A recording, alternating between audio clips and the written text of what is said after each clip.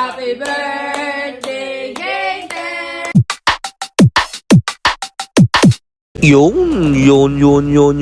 Aga nga pala ako gumising mga tol dahil mag-grocery tayo sa supermarket. Dito lang pala yan sa may Santa Lucia Mall. Bibili lang pala ako ng pang spaghetti ni Gaten mga tol dahil third birthday niya ngayon tol. Dapat masarap ang kanyang handa, diba? Yan nga pala yung mga nabili ko tol sa mga ingredients para sa spaghetti. Tapos mag-fried chicken din pala tayo mamaya mga tol. Syempre tol, di natin nakalimutan yung cake niya. Tapos yun tol, set up time muna tayo mga tol. Kailangan natin mag-apron syempre para di tayo madumihan, diba? Ang pogi ko pala sa camera. Hindi, joke lang tol. Syempre tol, ayusin natin yung ating mga napamili kanina. Tapos yan tol, syempre arrange natin yung mga napamili natin tol. Tapos yan, diba? So pag may mga gitong mga birthday mga tol, syempre mas gusto talaga ako yung nagluluto para at least alam nila yung masarap na pagkain na ako yung nagluto, diba? Para din maramdaman nila tol kung gaano sila kamahal. Syempre special yan tol. Yung nga pala tol, chicken minarinate ko lang pala sa patis, pati kalamansi, pati paminta mga tol. Ganyan yung simpleng marination ng manok na masarap tol. Tapos maghiwa pa tayo ng sibuyas dito mga tropa. Ayan tol, red onion na pala gagamitin ko. Tapos yun, chop. Medyo nagmamadali na ako dito mga tol kasi naghahabol ako ng oras. Kasi anong oras na ako tol nakabalik galing supermarket dahil alam mo na umuulan. Tapos ang dami ko pang i-prepare mga tol. Tapos yung nga tol, bawang nga pala yun tol, hiwa-hiwa lang tayo dyan. Dapat nga tol, order na lang kami ng pagkain ng asawa. Pero syempre sabi yan, magluto ka na kasi minsan na mag-birthday yung anak mo, diba? Tapos yung nga pala tol, hotdog, diba? Syempre dapat may hotdog yung spaghetti natin mga tol. Hindi na nga pala kami nag-invite ng mga kaibigan namin mga tol dahil nga gawa na may bagyo nga pala ngayong araw. Tapos yan tol, magluto na pala ako ng ating pasta pati ating sauce mga tol. Salang lang pala ako ng tubig dyan tol para sa ating pasta. Lagyan ko pala siya ng asin tol pati mantika. Yan pala ang ating pasta water tol. Tapos yan tol, maglalagay rin tayo ng mantika dahil magigisa tayo ng ating pang sauce tol. Sibuyas, bawang mga tol. Tapos mix lang yan tropa hanggang mag-translucent yung sibuyas pati maluto yung ating bawang mga tol. Tapos lagyan natin yung pork, giniling lang pala ginamit ko dito mga tol. Medyo frozen pa pero syempre maya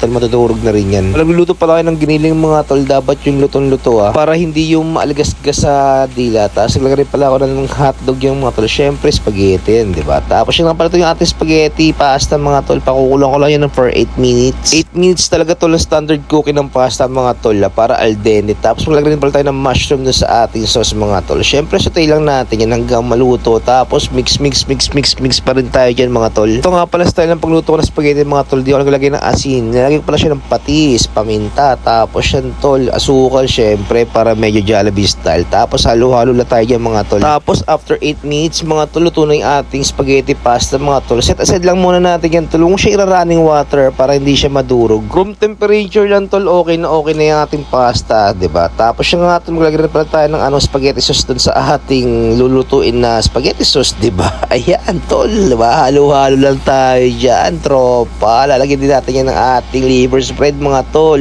Kaya nabala kung anong brand gusto nyo mga tropa. Masarap din yan tol sa ating spaghetti sauce, diba? Parang kaldereta lang yan tol. Hindi, pero tol spaghetti sauce yan. Tapos syempre titikpan natin yan tol, diba? Ayan tol, after ilang minuto tol, okay na yung ating sauce. Syempre set aside muna natin yan. Kasalang din pala tayo ng kaldero tol. Gagawa tayo ng white sauce tol. Butter lang nilagay ko dyan. Pwede rin naman tol margarine, diba? Tapos naglagay tayo ng flour tol. Gagawa tayo ng roux. Yan ay ating pampalapat dun sa ating white sauce mga tol. Tapos maglagay rin pala tayo dyan ng evaporated milk tol. Kahit anong brand pwede naman. Tapos meron tayong cream tol.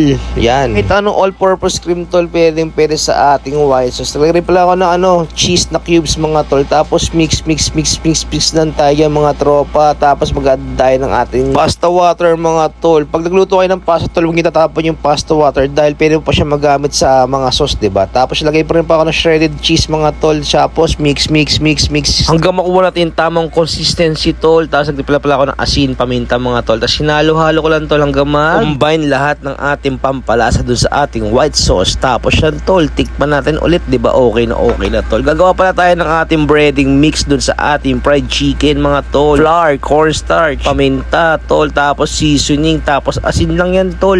Haluin lang natin na maayos tol yung ating mga dry mixture para at least diba mas masarap yung ating fried chicken. Tapos yan tol, nagpahit na pala pa ako dyan ng ating kawali. Ikuot lang natin yung ating manok mga tol. Gumamit lang pala ako ng Thai fillet pati chicken wings mga tol. Make sure na cover yung manok mo mga tol. Tapos piprito na natin yung mga tol. Syempre mantika para at least may pangprito tayo ng manok. Tapos yan tol, piprito na natin yan ng mga 10 minutes. Okay na yan mga tol. Habang inaantay natin maluto yung manok mga tol, assemble muna natin yung ating pasta. Yan tol, lagay ko muna dyan sa ating lalagyanan. Tapos yung sauce natin mga tol, red sauce muna tol. Tapos lagay natin dyan yung ating white sauce. Masarap talaga tol combination ng red pati white, diba? Para naman tol maiba yung spaghetti natin, hindi lang laging pulang sauce lang, diba? Tapos after 10 minutes mga tol, ayan na natin fried chicken. Set aside na rin natin yan. Tapos kakain na tayo dyan tol.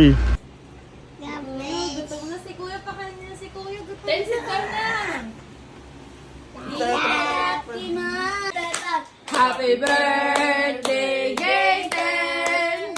Happy birthday, happy birthday, happy birthday, Gaten! Blow na! Go! Lapit ka! Lapit ka!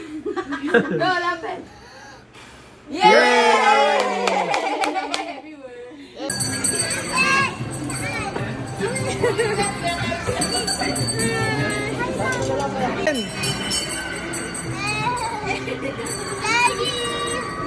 Bye-bye!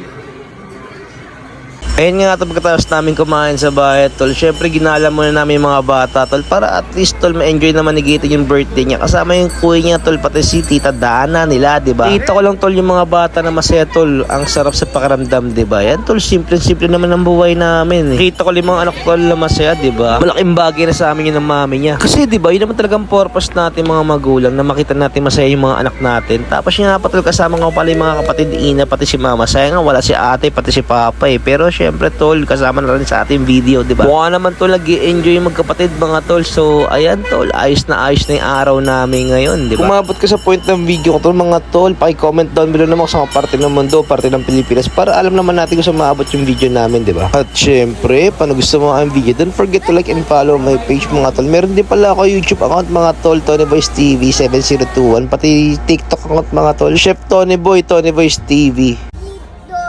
Truck and toys, okay, let's pay. Nang katas ng pagbabalag mga tol, nag-reward tayo sa ating sarili. Pero syempre si Maya mo na magbabayad yan mga tol. Thank you for watching guys. Peace out yo. Nyarap!